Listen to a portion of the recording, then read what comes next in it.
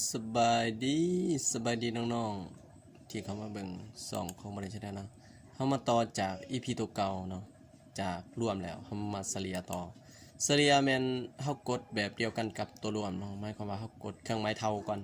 เครื่องไม้เท่าแล้วตามมาด้วยคำว่า average เนาะ average เขาจะพิมพ์เอาก่อนอื่นเท่ากับเปลี่ยนภาษาเป็นภาษาอังกฤษโอเค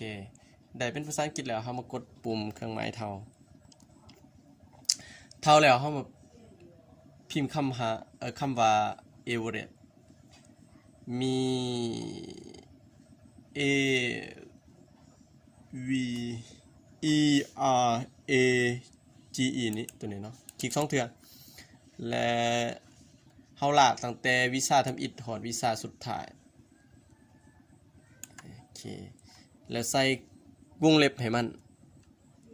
วงเล็บและกดคำว่า enter นี่โอเคแสดงว่ามันเฉลี่ยให้เฮาแล้วในคะแนนรวม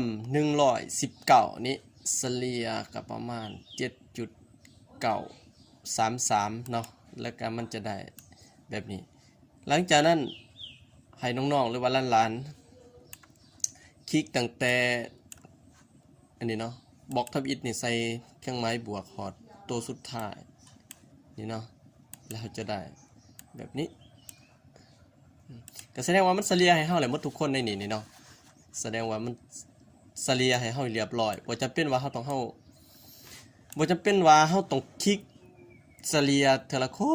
นคือแบบเก่าเนี่ยเนาะหมายความว่าเฮาได้อันนึงแล้วเฮามากดบนเหลี่ยมมันนี้เป็นเครื่องหมายบวกอะไรมา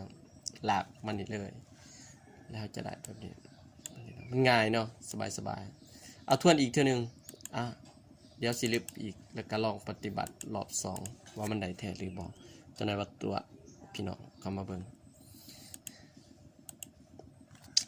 ให้กดเครื่องหมายเท่าและตามมาด้วย average เนาะ average โอเคนี่เนาะตัวที่2นี่เนาะ average